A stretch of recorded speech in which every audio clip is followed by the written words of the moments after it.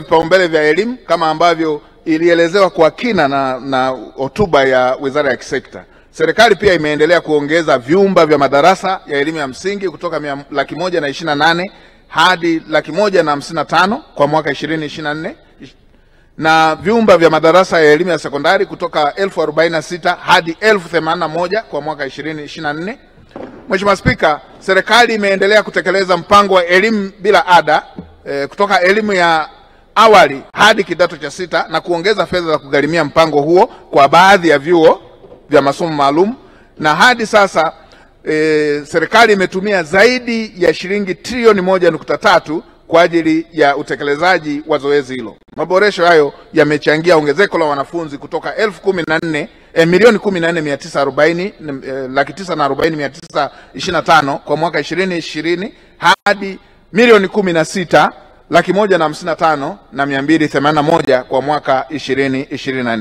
Serikali imekamilisha ujenzi wa vyuo 29 vya mafunzo ya ufundi stadi ambavyo vimeanza kutoa elimu na kuendelea na ujenzi wa vyuo vingine 65 na ukarabati wa vyuo 29 vya elimu ya mafunzo ya ufundi stadi, na jitihada hizo zimewezesha ongezeko la udahili wa wanafunzi katika vyuo vya elimu ya ufundi kutoka wanafunzi 344,000 hadi 440,000 kwa mwaka 2024. Mheshimiwa Spika, serikali imeendelea kuongeza bajeti ya mikopo ya elimu ya juu ili kuweza kuhakikisha wanafunzi wananufaika na matunda ya uhuru wa taifa lao. Mheshimiwa Spika, kwa upande wa maji, serikali ya awamu ya 6, Mheshimiwa Spika, imekwamua miradi iliyokuwa imekwama kwa muda mrefu kama mradi wa maji wa Same Mwanga Korogwe ulioanza kujengwa mwaka 2014 na kukamilika Machi 2025. Serikali imekwamua na takribani mradi huu ulishatumia zaidi ya miaka 11. Serikali ya Dr. Samia Suluhu Hassan imeukwamua.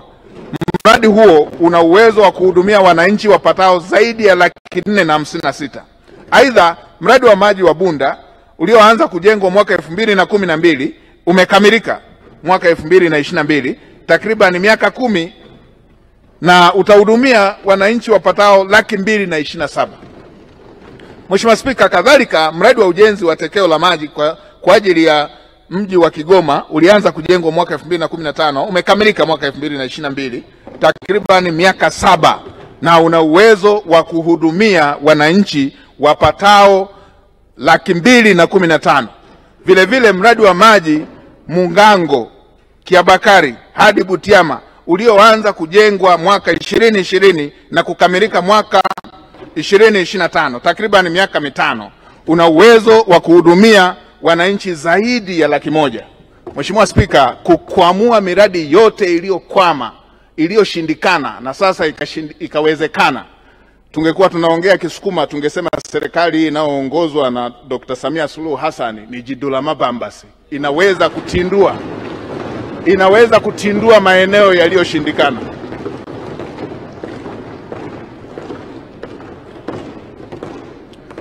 Serikali imefanikisha ununuzi wa seti 25 za mitambo ya uchimbaji wa visima na kuwezesha uchimbaji wa visima 1221 na seti 5 za mitambo ya kuwezesha ujenzi wa mabwawa 16.